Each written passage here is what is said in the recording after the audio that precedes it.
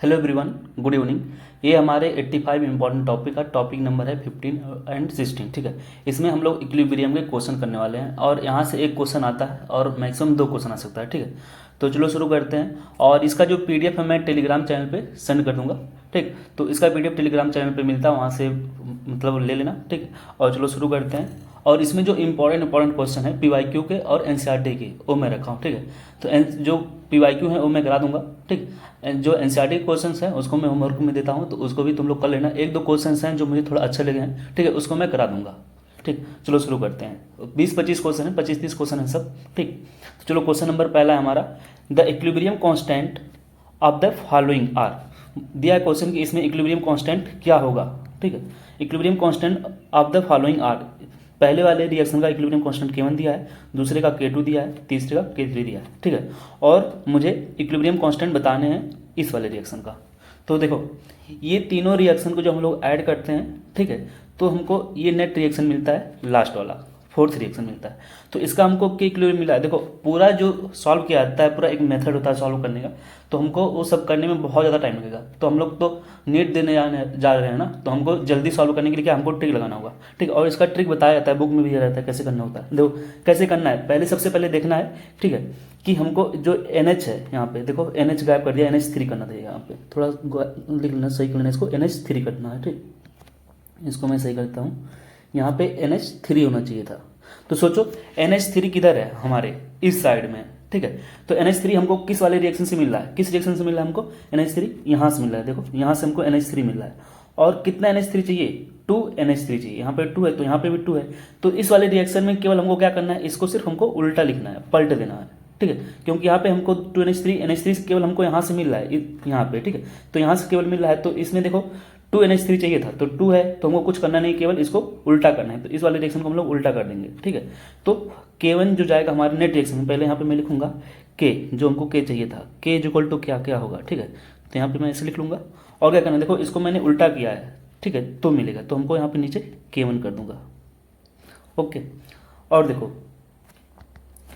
पहले उसको देखना होता है जो रिएक्शन में है, नेट रिएक्शन में। तो देखो NH3 हो गया, और H2O देखो हमको कहाँ से मिल रहा है, H2O केवल हमको यहाँ से मिल रहा है, और कहीं से मिल रहा है रिएक्शन में, और कहीं से नहीं मिल रहा है। यहाँ पे कितना H2O है, 3 H2O, यहाँ पे एक ही मॉलिक्यूल H2O था, और हमको देखो लेफ्ट यहाँ पे राइट साइड में इस वाले नेट रिएक्शन में H2O है। ठीक है, तो इस वाले में नेट रिएक्शन में भी H2O किधर है, राइट है। और लेकिन यहाँ पे देखो 3 मॉलिक्यूल H2O का, यहाँ पे कितना था, 1 था। यहाँ पे 3 कब आएगा, जब यहाँ से हम लोग 3 मल्टीप्लाई करते हैं। जब किसी में मल्टीप्लाई करते हैं तो वहाँ पे हम लोग क्या लिखते हैं, उसके ऊपर उतना पावर रख देते हैं। ठीक है, और देखो H2O left side right side में था, यहाँ पे भी राइट साइड में, मीन्स हमको इसको इन्वर्स नहीं करना है, तो H2O को हम ऐसे ऊपर लिखेंगे K3। ठीक है, और यहाँ पे कितना मॉलिक्यूल H2O का, 3 आया, तो यहाँ पे मैं लिखूंगा 3। ठीक है, तो ऐसा कोई रिएक्शन देख लो, अभी बस तुरंत हो जाएगा हमारा आंसर। ऐसा कौन सा ऑप्शन है, ऐसा कौन सा ऑप्शन है, यहाँ पे पहला ऑप्शन। देखो K1 नीचे था और K3 है, तो इसके हिसाब से तुम्हारा पहला हो गया। ठीक है, लेकिन और हम लोग चेक कर लेते हैं, जैसे NO चेक करते हैं। सोचो NO हमको कहाँ से मिला, देखो इस वाले रिएक्शन में NO है। ठीक है, तो NO हमको कहाँ से मिल रहा है, NO केवल हमको कहाँ से मिल रहा है, यहाँ से मिल रहा है, और कहीं से मिल रहा है, नहीं मिल रहा है। सोचो यहाँ पे 2NO था, 2NO किस साइड में, लेफ्ट साइड में, यहाँ पे भी लेफ्ट साइड में है। ठीक है, तो यहाँ पे इस वाले रिएक्शन में कोई चेंजिंग किए हैं, नहीं किए हैं, मीन्स इसको हम लोग कहाँ रख देंगे, ये ऊपर रख देंगे। ठीक है, तो ऊपर रख दिया, कोई चेंजिंग क्योंकि हम लोग किए नहीं है, तो इसको ऊपर ही रख देंगे। ठीक है, तो इसलिए हमारा आंसर जो हो गया पहला वाला हो गया। ठीक है, आगे बढ़ते हैं। ऐसे ही ये सब रिएक्शन करने दो, 4-5 रिएक्शन है, और भी ढेर सारे रिएक्शन है। ठीक है, और मोस्टली ये वाला इंपॉर्टेंट होता है ज़्यादा, यही वाला आता है। ठीक है, तो इसको एक बार देख लेना अच्छे से कैसे करते हैं। इस वाले को मैं कर रहा हूँ, एक बार अब से देखना, अगर नहीं समझ में आया हो तो कैसे करना है। देखो ये रिएक्शन बोला है कि if the equilibrium constant for the N2 + O2 gives out 2NO, कितना है, K है। ठीक है, इक्विलिब्रियम कांस्टेंट, तो इसके लिए बताना है कि इक्विलिब्रियम कांस्टेंट की वैल्यू कितनी होगी। ठीक है, इस वाले रिएक्शन के लिए। तो सोचो पहले इस वाले रिएक्शन के लिए हमको K इक्विलिब्रियम लिखना है, K इक्विलिब्रियम। तो बताओ इस रिएक्शन से ये वाला रिएक्शन हमको कैसे मिलेगा। सोचो NO किधर है, हमारे लेफ्ट साइड में, राइट साइड में। यहाँ पे कितना था, 2NO2 था, ये भी राइट साइड में था। मीन्स इसको हम लोग क्या किए हैं, कोई रिएक्शन को उल्टा किए हैं, इस रिएक्शन से हमको इस रिएक्शन में जाना है, तो क्या हम लोग रिएक्शन को पलटे हैं, नहीं पलटे हैं, जैसे था एग्जैक्ट वैसे लिखे हैं। तो K हमको ऐसे ही लिखना है। ठीक है, बट क्या हुआ है, देखो यहाँ से 2 था, यहाँ पे 2NO था, यहाँ पे कितना है NO है, ठीक है। मतलब हम लोग क्या किए हैं, यहाँ पे डिवाइड किए हैं, यहाँ पे हम लोग 1/2 से मल्टीप्लाई कर सकते हैं, या तो 1/2 से मल्टीप्लाई किए हैं, बोल सकते हैं कि 2 से डिवाइड किए हैं, तो बात एक ही तो है। तो 1/2 से मल्टीप्लाई किए हैं तब जाके ये वाला रिएक्शन आएगा। मतलब क्या, यहाँ पे के पावर कितना हो जाएगा, के पावर हो जाएगा 1/2, इसी को हम लोग लिख सकते हैं क्या, √k। तो हमारा ये आंसर हो जाएगा। ऐसा कोई है ऑप्शन, ये थोड़ा सा गलत हो गया, के पावर 1/2 लिखना था, ठीक है। इसको ऑप्शन, अच्छा यहाँ पे 1/2, यहाँ पे है डी, तो हमारा आंसर जो हो जाएगा डी हो जाएगा, है ऑप्शन, ठीक है। तो थर्ड वाला देखते हैं हम लोग। Given the reaction between 2 gases represents A2 and B2, ठीक है। Give compound AB gas at equilibrium the concentration of A, B and AB is given if the reaction takes place in a sealed vessel at 527 degree centigrade then Kc। यहाँ पे हमको Kc बताना है, तो हम लोग जानते हैं फार्मूला हम लोग क्या जानते थे, Kc is equal to concentration of product upon concentration of reactant, okay. तो कंसंट्रेशन ऑफ प्रोडक्ट यहाँ पे कितना है, यहाँ पे AB है, AB का होल स्क्वायर कर दो, क्योंकि यहाँ पे देखो जो स्टोइकियोमेट्री होता है वो ऊपर चला जाता है। इसी तरीके से concentration of A2 upon concentration of B2, ठीक है। तो इसका दिया है AB का वैल्यू, देखो यहाँ पे मैं सॉल्व करता हूँ, इधर AB का जो वैल्यू दिया है वो दिया है 2.8 × 10⁻³ का होल स्क्वायर हो जाएगा अपान में 3 × 10⁻³, ठीक, मल्टीप्लाई बाई 4.2 × 10⁻³, ठीक है। इसको सॉल्व करोगे तो जो आंसर आएगा हमारा सी वाला आएगा, ठीक है। इसको सॉल्व करके एक बार देख लेना तुम लोग, 2012 में देखो ये वाला क्वेश्चन आया था, ठीक। नेक्स्ट क्वेश्चन देखते हैं 4th नंबर का। फार द रिएक्शन, देखो यहाँ पे एक रिएक्शन दिया गया है, N2O2 gives out 2NO। Equilibrium constant इसका कितना दिया है, K1 दिया है। इसी तरीके से एक रिएक्शन है, ये इसका इक्विलिब्रियम कांस्टेंट K2 दिया है। हमको नेट रिएक्शन लाना है और इसका बताना है K क्या होगा, ठीक है। इन दोनों रिएक्शन से हमको जो नेट रिएक्शन मिल रहा है ये मिल रहा है, ठीक है, इन दोनों रिएक्शन से। तो इसका हमको K बताना है, K इसका क्या होगा। तो सोचो, पहले हम लोग नेट रिएक्शन देखते हैं। तो हमारे लेफ्ट साइड में क्या है, यहाँ पे NO2 है। बताओ हमको NO2 कहाँ से मिल रहा है, किस वाले रिएक्शन से मिल रही है, इस वाले किसी रिएक्शन से NO2 मिल रहा है, नहीं, इस वाले रिएक्शन से मिल रहा है, ठीक है। यहाँ से हमको NO2 तो मिल रहा है, लेकिन NO2 कहाँ पे है, इधर, इसमें लेफ्ट साइड में, इसमें कहाँ पे, राइट साइड में है, ठीक है। तो क्या करना पड़ेगा, इस वाले रिएक्शन को हम पलटी कराएंगे, मतलब उल्टा कर देंगे, ठीक है। मैं लिखूंगा K is equal to, K इस रिएक्शन का कांस्टेंट था, अपान इस रिएक्शन को मैं उल्टा किया हूँ, मीन्स 1/K2 हो जाएगा, इसलिए क्या यहाँ पे नीचे K2 गया, ठीक है। जिसको उल्टा करते हैं उसका कांस्टेंट को हम लोग नीचे लिखते हैं, अपान में करते हैं, इन्वर्स कर देते हैं। अब सोचो यहाँ पे 2NO2 था, लेकिन नेट रिएक्शन में क्या है, NO2 है, मीन्स यहाँ पे हम लोग फिर से क्या किए हैं, 1/2 से मल्टीप्लाई कराए हैं, मीन्स इसमें क्या करना पड़ेगा, यहाँ पे ऊपर में, तो यहाँ पे मैं लिखूंगा 1/1/2, ठीक है, इतना हो गया। अब सोचो NO2 हो गया, N2 कहाँ से मिल रहा है हमको, N2 हमको किस रिएक्शन से मिल रही है, देखो N2 कहाँ है, राइट साइड में, और यहाँ पे N2 कहाँ है, लेफ्ट साइड में, मीन्स N2 हमको सिर्फ केवल और केवल इस वाले रिएक्शन से मिली है, ठीक है। तो हम लोग N2 देख रहे हैं, ठीक है, और N2 हमको यहाँ पे मिला है राइट साइड में, इधर कहाँ पे, लेफ्ट साइड में, मीन्स इसको भी हमको राइट साइड करना है, मीन्स इसको हमको पलटना है, तो इसको भी हम लोग इन्वर्स कर देंगे। तो ये हो जाएगा हमारा, इसका कांस्टेंट क्या, के था, K1 था, तो K1 हो जाएगा। और देखो यहाँ पे N2 हाफ में आया है, मीन्स यहाँ पे N2 फुल में था, यहाँ पे हाफ आ रहा है, तो और देखो और कहीं पे N2 मिल भी नहीं रहा, तो यहाँ पे मतलब क्या है, वहाँ से हाफ से मल्टीप्लाई किए हैं, तो यहाँ पे भी 1/2 हो गया। तो जो हमारा आंसर होगा, सोचो इसको और हम लोग किस फॉर्म में लिख सकते हैं, ऐसे भी लिख सकते हैं ना, 1/K1 K2 और 1/2। तो इसको इस फॉर्म में भी लिख सकते हैं हम, तो हम लोग का 4 का आंसर क्या हो जाएगा, सी हो जाएगा, ठीक है। 4 वाला आंसर सी हो गया। 5th नंबर का क्वेश्चन देखते हैं। बोला कि the dissociation constant for acetic acid के लिए, देखो एस्टिक एसिड का डिसोसिएशन कांस्टेंट दिया है, कितना दिया है, इतना दिया था, इसीलिए देखो लिखा हूं मैं KCa, और डिसोसिएशन करा रहे हैं, CH3COOH लिखे हैं, इसका डिसोसिएशन कांस्टेंट मीन्स इसको तोड़ना है। इसी तरीके से HCN का डिसोसिएशन कांस्टेंट देखो कितना बोला है, HCN का 4.5 यहाँ पे, तो ये हमारे HCN का डिसोसिएशन है। तो बताना इक्विलिब्रियम कांस्टेंट, इस रिएक्शन का हमको क्या बताना है, नेट रिएक्शन का इक्विलिब्रियम कांस्टेंट, इसका Kc बताना है। तो सोचो पहले इसका Kc कैसे आएगा, बताओ। यहाँ पे जो हमारा Cn है ये सी एन हमको कहाँ से मिल रहा है, किस वाले रिएक्शन से, यहाँ से इस वाले रिएक्शन से मिल रहा है। और ये बताओ सी एन जो है हमारा, यहाँ पे सी एन है, यहाँ पे भी सी एन है, लेकिन सी एन यहाँ पे देखो कहाँ नेट रिएक्शन में जो सी एन है किधर है, हमारे लेफ्ट में, यहाँ पे कहाँ पे, राइट में। तो हमको इस साइड में ले जाना है सी एन को, मीन्स इसको हमको उल्टा करना है, इसको इन्वर्स कर दो। तो हमारा जो नेट रिएक्शन का आएगा, मैं बोलूँगा इसका के इक्विलिब्रियम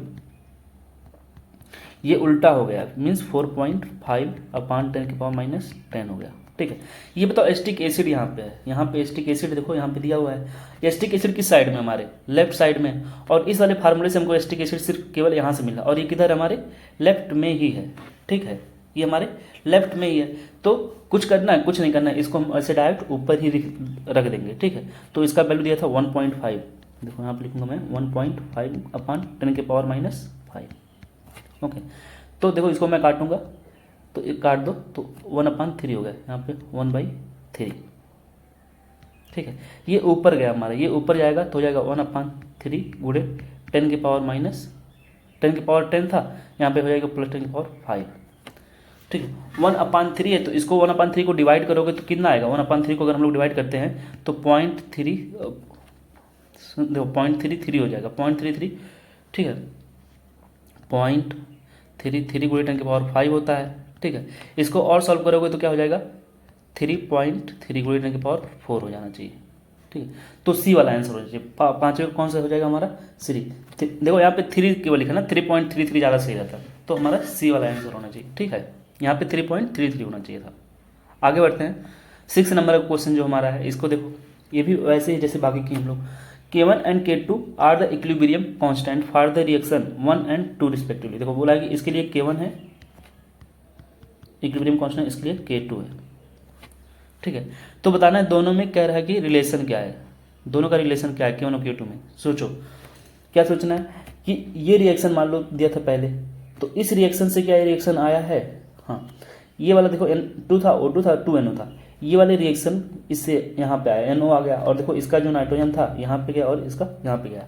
तो सोचो इन दोनों में रिलेशन क्या है, इन दोनों में क्या मैं इस रिएक्शन से इस रिएक्शन को पा सकता हूँ, हाँ पा सकता हूँ। क्या करना है हमको, पहले इस रिएक्शन को उल्टा करना है। ये NO2 को मैंने इधर किया है, ठीक है, और इसको इधर लाया है, ठीक है, इतना किया हूँ, तो इसको मैं उल्टा कर दिया। मैं लिखूंगा K2 इजिकल टू, मैं लिखूंगा K2 इजिकल टू, ठीक है, 1/K1। क्यों, क्योंकि NO इधर था, तो मीन्स इसको मैंने पलटा, इस वाले को पलट दिया, K1 हो गया। ठीक है, अब क्या किया हूँ, देखो यहाँ पे मेरा NO था, मुझे NO लाना है, तो NO कब आएगा, जब यहाँ पे 1/2 से मैं मल्टीप्लाई करूँगा, 1/2 से मल्टीप्लाई करूँगा तो देखो हाफ आ गया, यहाँ पे भी हाफ लाना था, और यहाँ पे 1/2 से 8 to 2 कट गया, मीन्स NO आ जाएगा। मीन्स यहाँ पे क्या करना है, अब 1/2 से यहाँ पे भी मल्टीप्लाई करना, बस ये ट्रिक है करने का। ठीक है, ऐसे क्वेश्चन करते हैं, नहीं तो अगर हम लोग पूरा सॉल्व करेंगे तो बहुत ज़्यादा टाइम लगेगा, और ऐसा इसलिए हम लोग करते नहीं, ताकि क्योंकि हम लोग नीट का एग्जाम दे रहे हैं, हमको टाइम बचाना होता है। ठीक है, तो हमारा जो आंसर हो जाएगा K2 इजिकल टू, अब देखो यहाँ पे कोई ऑप्शन ऐसा मिल रहा है K2 इजिकल टू हो जाए K1 पे 1/2, ऐसा कोई ऑप्शन दिख नहीं रहा है। तो इसको और हम लोग क्या लिख सकते हैं, देखो कि K1 को हम लोग इधर ले जा रहे हैं, K1 का यहाँ पे 1/2 है और यहाँ पे 1/K2 है। ठीक है, देखो किसी का रूट अगर हटाना है, किसी का रूट हटाना है तो इसको हम लोग ऐसे भी लिख सकते हैं, K1 इजिकल टू 1/K2 का स्क्वायर, ऐसे भी लिख सकते हैं। ठीक है, तो आंसर कौन सा हो जाएगा, पहला वाला। देखो जैसे समझ लो, जैसे मैं लिखूँ x इजिकल टू लिखा है, x इजिकल टू, ठीक है, 2 पे नहीं 2 ना लिखूँ, देखो यहाँ पे a है, मान लो 1/2 है, रूट लगा है। ठीक है, तो मैं लिखूँ a इजिकल टू क्या होगा, a इजिकल टू हो जाएगा, समझते हो, a इजिकल टू हो जाएगा x square, a equal to क्या हो जाएगा x स्क्वायर, समझे। इसका रूट हटाने के लिए हम लोग दोनों साइड क्या किए, 2 से मल्टीप्लाई किए, यहाँ से देखो ऐसे ट्रिक है, ये दोनों से मल्टीप्लाई किए तो a इजिकल टू क्या देखो x स्क्वायर, वही किया हूँ यहाँ पे भी, तो हमारा आंसर ए वाला हो गया।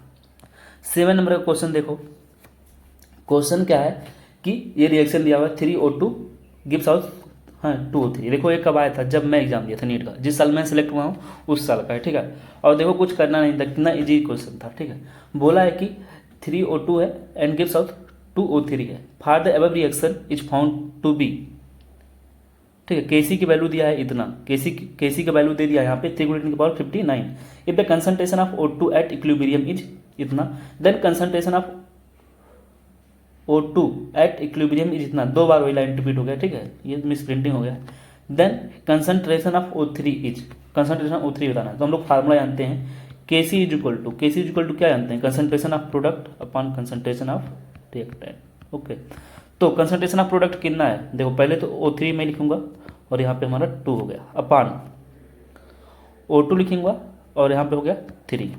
ठीक है, Kc का देखो वैल्यू दिया है 3 × 10⁻15, Kc का वैल्यू कितना 3 × 10⁻15 हो गया।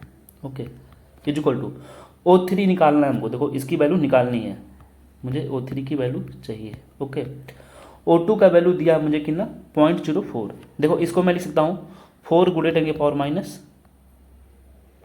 10⁻2 लिख सकता हूँ ना 0.04 को, और यहाँ पे क्या हो गया हमारा क्यूब हो गया। इसको और मैं सॉल्व करूँगा, देखो इसको यहाँ पे मल्टीप्लाई कर दो। ठीक, तो मैं लिखूँगा O3 का square is equal to 3 × 10⁻59 multiply by, देखो अब यहाँ पे कितना है 4 चौका 16 चौका 64, क्योंकि यहाँ पे क्यूब है तो 64 हो गया, मल्टीप्लाई बाई 10⁻6 हो जाएगा। ठीक है, ये 10 की पावर क्या हो गया -6।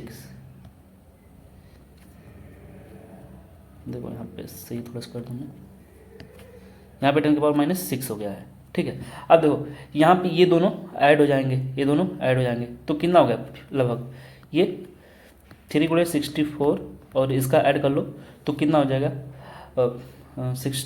10 की पावर -65 हो गया।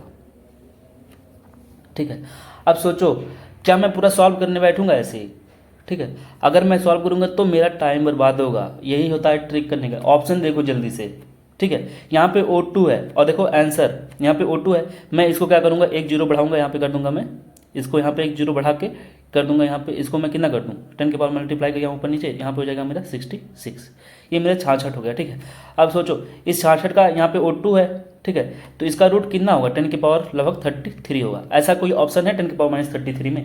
ठीक है, बाकी सॉल्व करोगे तो टाइम बर्बाद होगा, यही होता है जल्दी करने का ट्रिक। हाँ, ऑप्शन देखा जाता है फिर। ठीक है, तो मैंने ऑप्शन देखा ये पहला वाला है, लगभग उसके करीब में। ठीक है, ये देखो -63 ये होगा नहीं, ये भी प्लस में है तो ये सब होंगे नहीं, तो हमारा कौन सा हो गया पहला वाला। ठीक है, तो 7 का कौन हो गया पहला वाला ऑप्शन।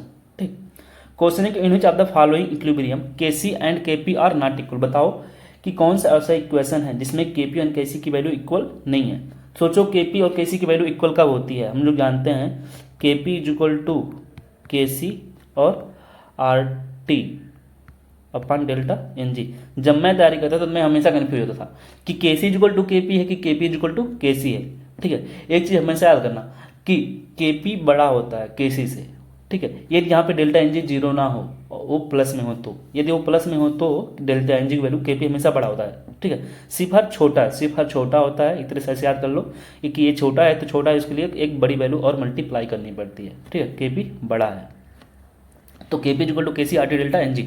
यदि डेल्टा Ng की वैल्यू सोचो 0 हो जाए, डेल्टा Ng की वैल्यू यदि 0 हो जाती है तो ये पूरी वैल्यू की जो आएगी 1 हो जाएगी, तो Kp is equal to Kc हो जाएगा। ठीक है, तो पूछा है किसमें ऐसा नहीं है, तो यहाँ पे सोचो डेल्टा Ng की वैल्यू कितनी होगी। हम लोग जानते हैं डेल्टा Ng की वैल्यू कैसे निकालते हैं, जो गैसियस होते हैं रिएक्टेंट और प्रोडक्ट देखते हैं, तो प्रोडक्ट में से गैसियस रिएक्टेंट के मोल को घटा देते हैं। देखो यहाँ पे 1 है, यहाँ पे 1 है, तो 2 हो गया, 2 2 4। पहले तो चेक करते हैं गैस है कि लिक्विड है कि सॉलिड है, तो गैस के लिए केवल हम लोग चेक करते हैं, तो यहाँ पे सब गैस हैं तो 1 1 2 हो गया, 2 में से 2 गया तो 0 हो गया।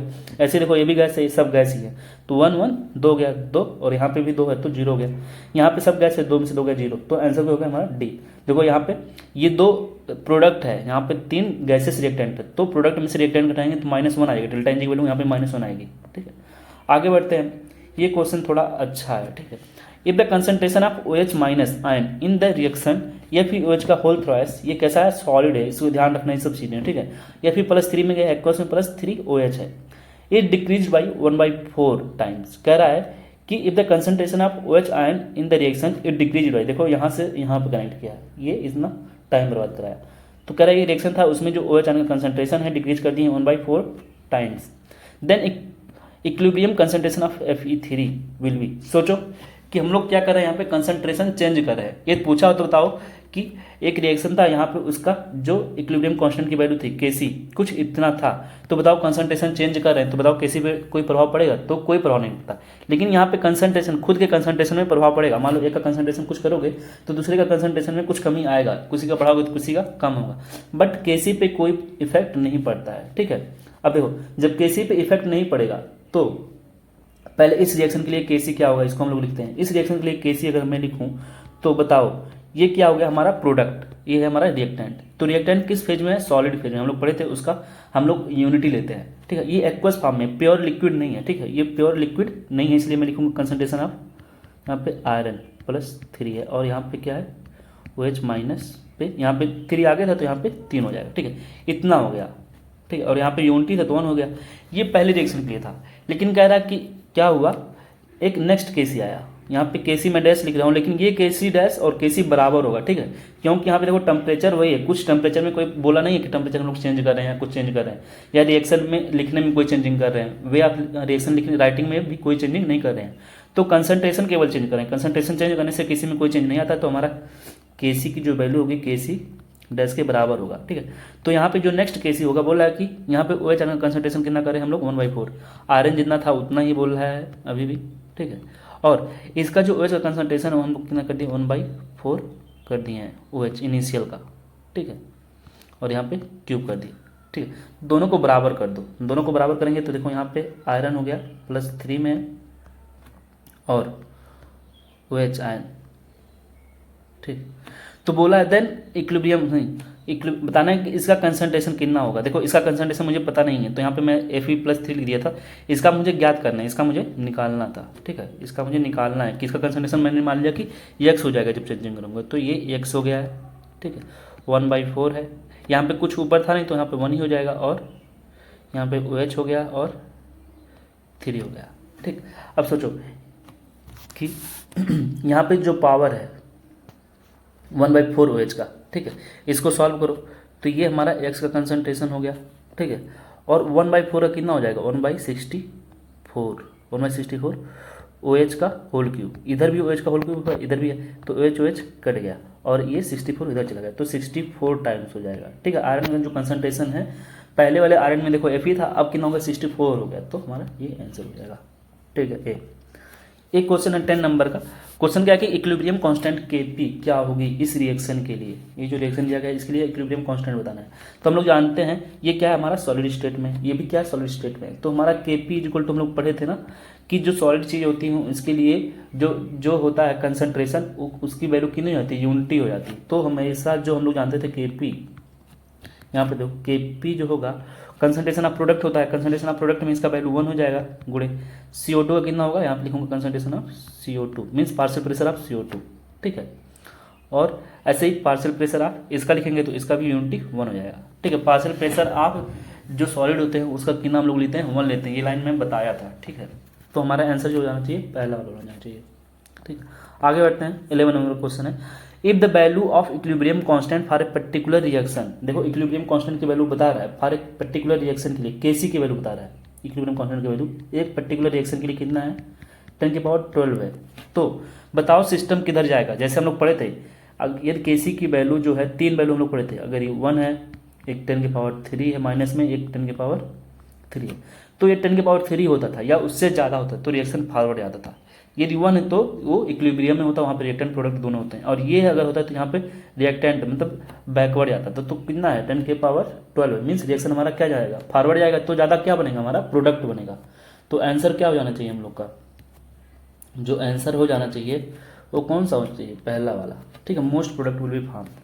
12 नंबर क्वेश्चन देखते हैं, ये क्वेश्चन दिया गया है, बोला कि reaction coefficient for the reaction, ठीक है, रिएक्शन कोएफिशिएंट क्या होगा इस रिएक्शन के लिए इतना दिया हुआ है, ये रिएक्शन कोएफिशिएंट की क्यू की वैल्यू दी है, ठीक है, क्यू इक्वल टू दिया है NH3 का होल ट्वाइस इतना से दिया है। तो रिएक्शन आगे कब बढ़ेगा, reaction will proceed right to left, reaction बोला कि रिएक्शन राइट से लेफ्ट को जाएगा, मीन्स इधर कैसे जाएगा, मीन्स बैकवर्ड कब जाएगा बताओ।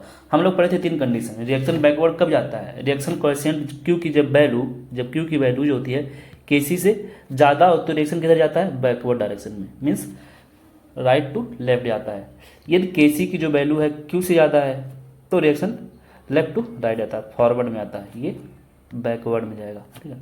ये दोनों बराबर हो गए तो रिएक्शन कहाँ पे होता है इक्विलिब्रियम पे होता है। तो इसमें बोला कि लेफ्ट से राइट जाना है, नहीं राइट टू लेफ्ट जाना है, राइट टू लेफ्ट जाना है, तो हमारा सी वाला जाना चाहिए, ठीक है। 13 नंबर क्वेश्चन है कि hydrolysis of sucrose is given by the following reaction, ठीक है, यहाँ पे सुक्रोज का हाइड्रोलिसिस हो रहा है तो ग्लूकोज फ्रक्टोज बन रहा है, इफ द इक्विलिब्रियम कांस्टेंट के सी इज गिवन, के सी की वैल्यू दी है इतनी, ठीक है, तो बताना है delta G not at the same temperature. देखो ये 2020 में आया, ठीक है, ये क्वेश्चन आया था 2020 में। तो के सी की वैल्यू बतानी है हमको, देन नहीं sorry then value of delta G. अब हम लोग जानते हैं एक formula delta G is equal to, देखो डेल्टा जी इजक्वल टू होता है delta G naught plus R T L N K means K equilibrium. और ये बोला है कि इफ द इक्विलिब्रियम कांस्टेंट, हम लोग रिएक्शन कब पढ़ रहे हैं, इक्विलिब्रियम पे पढ़ रहे हैं, के सी की वैल्यू दी हुई है, ठीक है, के सी इतना है, इफ इक्विलिब्रियम कांस्टेंट नहीं दी हुई है, तो इक्विलिब्रियम कांस्टेंट दी है तो हम लोग इक्विलिब्रियम पे पढ़ रहे हैं। एट इक्विलिब्रियम जो डेल्टा जी की वैल्यू होती है वो जीरो हो जाती है, ठीक है। तो वैल्यू ऑफ डेल्टा जी क्या होगा, तो हम लोग जानते हैं delta G is equal to, सोचो क्या हो जाएगा, minus R T L N K हो जाएगा, ठीक है। अब देखो सबका वैल्यू रखना है, आर का वैल्यू कितना होता है, माइनस 8.314 जूल होता है, ठीक है। टी का वैल्यू देखो दिखा है 300 दिया है, ठीक है। और एल एन देखो लिखा है एल एन, ठीक है। के की वैल्यू कितनी होती है, देखो पहले तो माइनस माइनस कौन सा आंसर हो सकता है हमारा, ये वाला हो सकता है और ये वाला हो सकता है, ठीक है। डी और ए यहाँ तक सेम है, यहाँ तक भी सेम है। यहाँ पे लिखा है एल एन, ठीक है। के की वैल्यू कितनी, यहाँ पे के की वैल्यू देखो दिया है 2×10⁻13, यहाँ पे दिया है 4×10⁻13। देख रहे हो कितना इजी क्वेश्चन आया था 20 में। क्वेश्चन ऐसे ही आते हैं, घबराओ मत, आराम से रिलैक्स होकर पढ़ो, ज़्यादा हाई फाई हमको नहीं पढ़ना है, ठीक है। बहुत ही सिंपल और बेसिक पढ़ने हैं, उतने में क्वेश्चन मतलब जान लो कि देखो मान लो कि 45 क्वेश्चन होते ही हैं, ठीक है। 45 क्वेश्चन मानना क्या है, 45 क्वेश्चन होता है, उसमें मान के चलो केवल 4-5 क्वेश्चन होते हैं थोड़ा हाई फाई होते हैं, बस सब क्वेश्चन उसका बेसिक ही होते हैं, ठीक है। तुम्हारा आंसर जो हो जाएगा पहला वाला हो जाएगा। तो रिलैक्स होकर बस इजी आराम से पढ़ो, ठीक है। और पीवाईक्यू खूब अच्छे से रिवाइज करो, ज़्यादा टाइम रह नहीं गया, इधर उधर की चीज़ें नहीं लगानी है, केवल पीवाईक्यू करो और एनसीईआरटी कर लिया करो, ठीक है। और मैं दोनों करा रहा हूँ, पीवाईक्यू को मैं खुद करा देता हूँ, एनसीईआरटी खुद एक बार तुम लोग देख लिया करो, उसके क्वेश्चन इंडेक्स वाले होती, ठीक है। द इक्विलिब्रियम, देखो यहाँ पे एक क्वेश्चन आया था ये 2023 में, ये क्वेश्चन कब आया था 2023 में आया था, ठीक है। इसको मैं यहाँ पे रख दिया हूँ क्योंकि देखो सेम ही था, इसलिए मैं इसको कुछ कराया नहीं। देखो बोला कि equilibrium concentration of species in the reaction, ठीक है। यहाँ पे इक्विलिब्रियम कंसंट्रेशन दिया है, इस रिएक्शन का हमको कंसंट्रेशन दे दिया है, ठीक है, कितना इतना रिस्पेक्टिवली, तो हम और टेम्परेचर कितना दिया है इस टेम्परेचर पे, तो डेल्टा जी की वैल्यू बतानी है, आर की वैल्यू यहाँ पे हमको दे दिया है। तो देखो कैसे करेंगे, पहले सबसे पहले हम लोग जानते हैं कि डेल्टा जी, अभी देखो फार्मूला ही लगाएंगे, delta G naught equal to R T L N K, delta G equal to क्या minus R T L N K लिखेंगे, तो उसके यहाँ पे फार्मूला देखो अच्छा लिखा हुआ है। तो यहाँ पे के इक्विलिब्रियम की वैल्यू हम लोग कहाँ से निकालेंगे, इस कंसंट्रेशन से, और कंसंट्रेशन इक्वल टू हम लोग पढ़े थे concentration of product upon concentration of, देखो रिएक्टेंट, यहाँ पे कंसंट्रेशन किसका है, प्रोडक्ट का है, अपन में कंसंट्रेशन ऑफ रिएक्टेंट, और सब कैसे हैं लिखे हुए हैं। तो यहाँ पे देखो सबका वैल्यू दिया था, तो यहाँ पे लिख दिया 10, सी का दिया था, सी का कितना दिया था 10 दिया था, डी का कितना दिया था 6 दिया था, ठीक है। सॉरी सी का जो वैल्यू दिया है, सी का दिया है 10 और डी का दिया है 6, तो वो लिखा हुआ, और इसका ए का 2 दिया था, बी का 3 दिया था, उसको दिया सॉल्व करने के बाद 10 आ गया, ठीक है।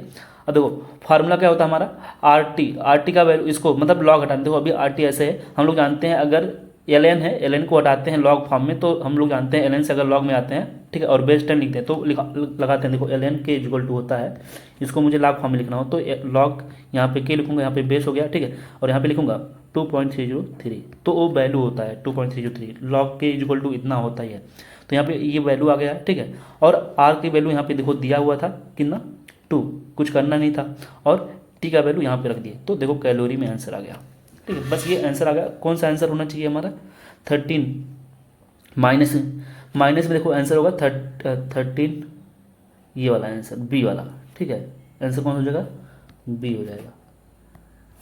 तो देखो ये भी क्वेश्चन ऐसे ही आया था, यहाँ पे थोड़ा सा हमको लगाने के लिए दे दिया था, ठीक है, 1 मिनट का क्वेश्चन ये भी था थोड़ा, ठीक है। तो बाकी क्वेश्चन जो होंगे 1 मिनट से थोड़ा कम होंगे।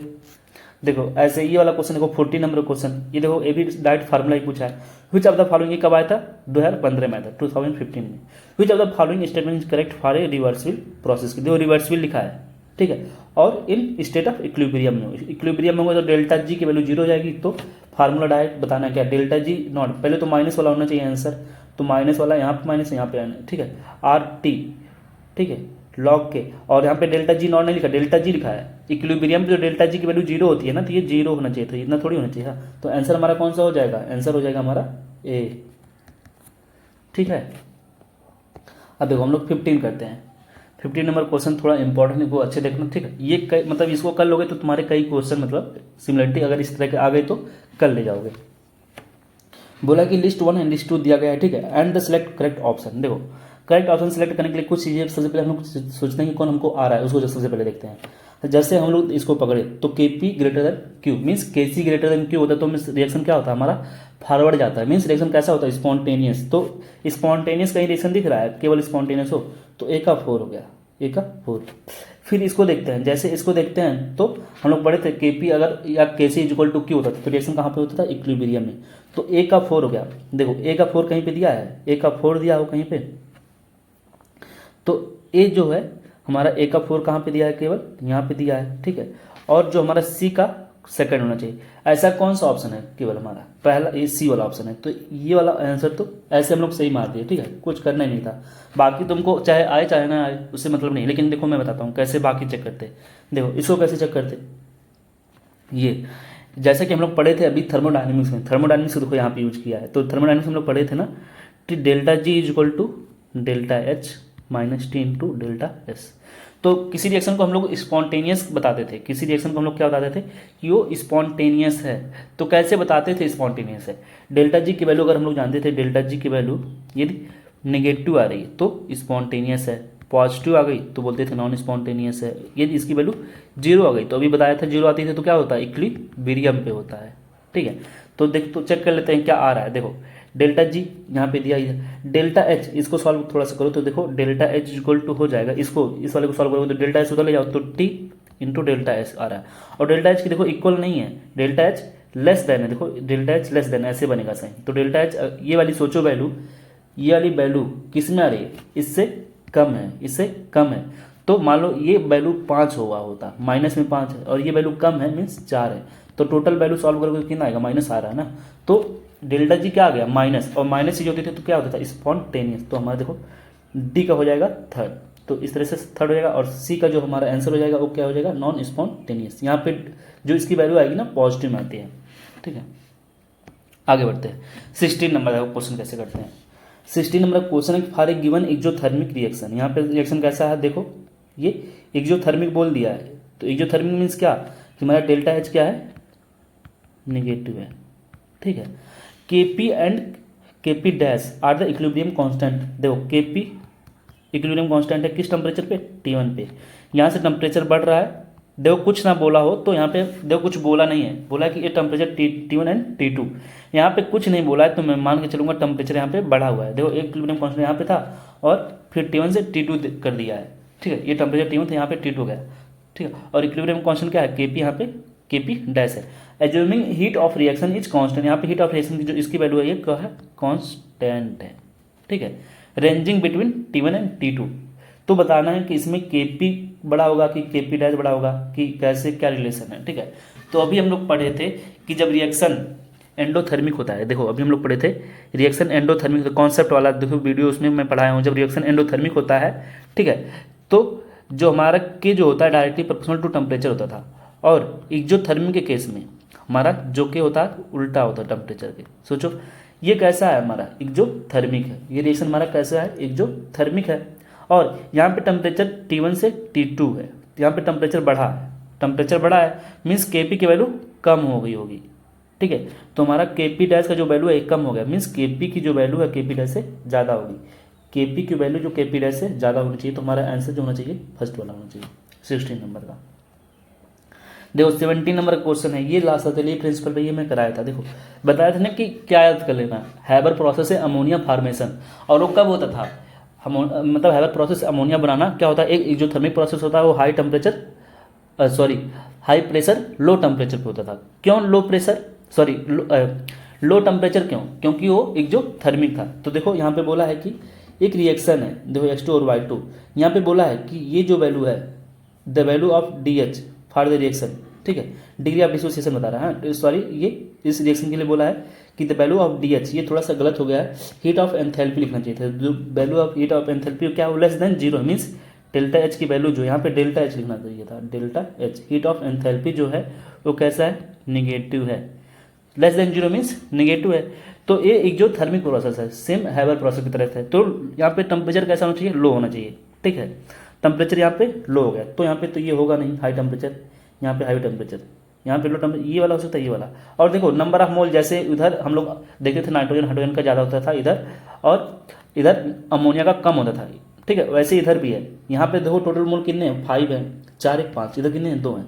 तो इधर वैल्यूम ज़्यादा है, जब वैल्यूम ज़्यादा है तो अगर हमको ज़्यादा वैल्यूम से कम वैल्यूम में ज़्यादा होगा तो प्रेशर ज़्यादा करना पड़ता है, ठीक है। क्योंकि यहाँ पे देखो प्रेशर क्या है, वैल्यूम ज़्यादा तो प्रेशर कम होता है, वैल्यूम ज़्यादा होता है तो प्रेशर कम होता है, प्रेशर कम है तो प्रेशर बढ़ाओगे तभी तो आगे जाओगे, तो प्रेशर यहीं, इसलिए मैं बोलूँगा कि हाई प्रेशर लो टेम्परेचर। तो आंसर कौन सा हो जाएगा हमारा, डी।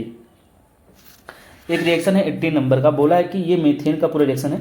CH4 को बोलते हैं नेचुरल गैस, CH4 को क्या बोलते हैं हम लोग, नेचुरल गैस बोलते हैं। मीथेन प्लस O2 रिएक्शन करते हैं CO2 और ये बनते हैं।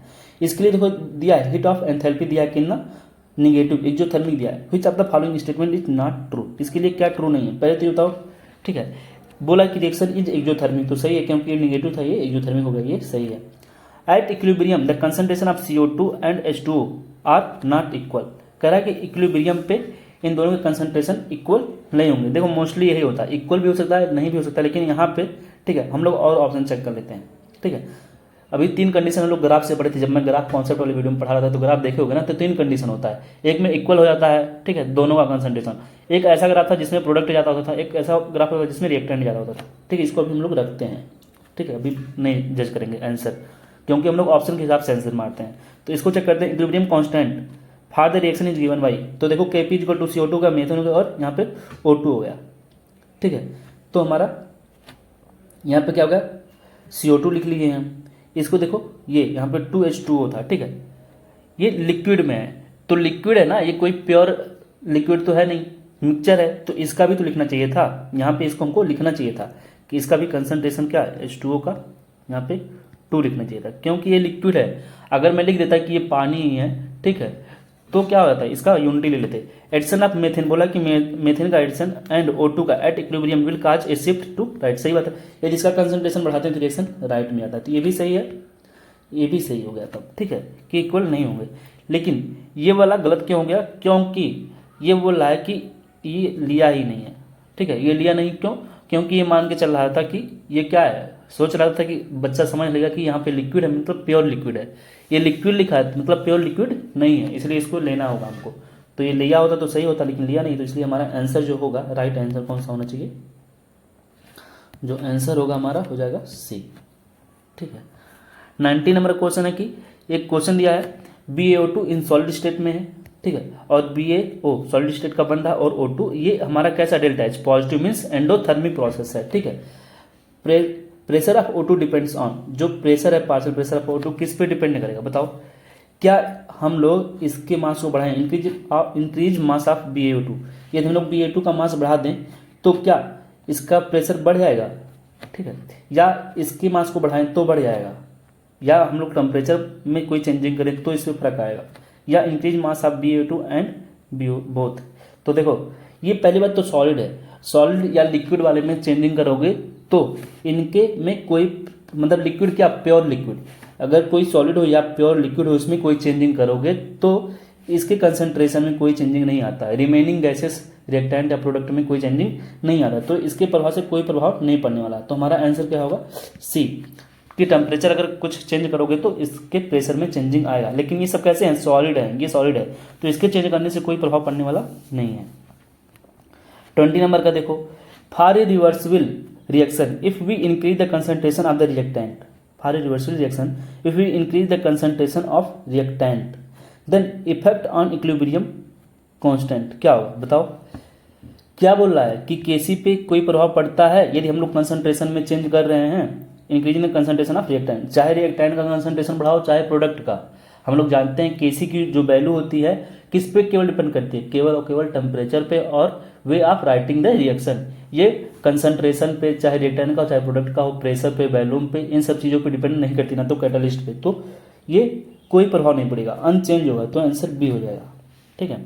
हम लोग जानते हैं according to the Le Chatelier principle adding heat to a solid, अगर कोई सॉलिड है मान लो, ठीक है, आइस है, ठीक है, उसको हम लोग हीट दे रहे हैं एंड लिक्विड इन इक्विलिब्रियम, और क्या बन रहा है, लिक्विड बन रहा है। देखो यहाँ पे हीट दी और लिक्विड बन गया, विल कॉज दैट, एक क्या कराएगा, temperature to increase, temperature to decrease, amount of liquid to decrease, amount of solid to decrease. अब यहाँ पे हम लोग हीट दे रहे हैं तो इसका अमाउंट क्या हो जाएगा, अमाउंट ऑफ सॉलिड डिक्रीज कर जाएगा, तो आंसर क्या हो जाएगा, डी होगा।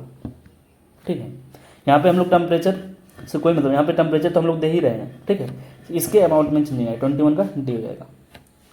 विच one of the following information can be obtained on the Le Chatelier principle, Le Chatelier principle से हमको कौन सा इन्फॉर्मेशन मिलता है, dissociation constant of weak acid नहीं मिलता है, एंट्रोपी चेंज के बारे में कोई मतलब नहीं होता है, equilibrium constant of a chemical reaction के बारे में नहीं मिलता, शिफ्ट हमको बताता है कि जो हमारा इक्विलिब्रियम होता है किधर शिफ्ट करता है, shift in equilibrium position on changing the value of contradict, means हमारे टेम्परेचर का प्रेशर में वैल्यू में अगर कोई चेंजिंग करते हैं या कंसंट्रेशन में तो रिएक्शन किधर शिफ्ट करता है ताकि वो नलीफाई कर सके, ठीक है, इफेक्ट को, तो आंसर हमारा डी हो जाएगा। तो इतने क्वेश्चन थे हमारे बीवाईक्यू की जो इंपॉर्टेंट है, ठीक है, वो मैंने लिया था, ठीक है, इनको खूब अच्छे से सॉल्व करना, इसी में से क्वेश्चन आएगा जितना मैं कराया हूँ, ठीक है। और देखो इधर कुछ एनसीईआरटी के क्वेश्चन है, इसको तुम लोग कर लेना, एक दो क्वेश्चन से मैं एक बार बता देता हूँ, देखो जैसे ये क्वेश्चन है थोड़ा सा मैं दिखा देता हूँ, ठीक है, ये इंपॉर्टेंट है, इसको एक बार तुम लोग देख लेना। और जितने भी क्वेश्चन, ज़्यादा क्वेश्चन तो है नहीं, देखो हर एक चैप्टर से इक्विलिब्रियम से क्वेश्चन आता है, ज़्यादा क्वेश्चन कितना है, 40-45 क्वेश्चन है, देखो 22 चीज मैंने कराया और 10-15 ठीक और एनसीईआरटी के, इसको कर लेना है, ठीक है, एक क्वेश्चन तुम्हारे इजिली हो जाएंगे, ठीक। देखो यहाँ पे बोला है the value of delta ji for the phosphorylation of glucose in glycolysis, देखो डेल्टा जी नॉट की वैल्यू दे दिया है हमको, ठीक है।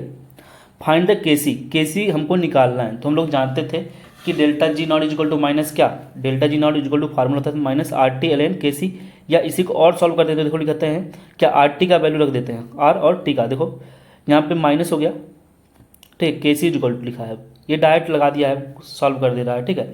यहाँ पे मैं लिखूंगा कि hence in L N K सी, यहाँ पे लिख दिया कि इन एल एन के सी क्या होगा, एल एन के सी में क्या होगा, पहले ये देखते हैं कि डेल्टा जी, यहाँ पे डेल्टा जी वैल्यू लिखा है तो यहाँ पे डेल्टा जी हो गया, देखो ये सब लिखा हुआ है, ठीक है, डेल्टा जी इतना हो गया, और इस वाले वैल्यू को मैं नीचे भेज दिया हूँ इधर, तो कितना हो गया 8.314 गुड़े 20 इतना हो गया, ठीक है।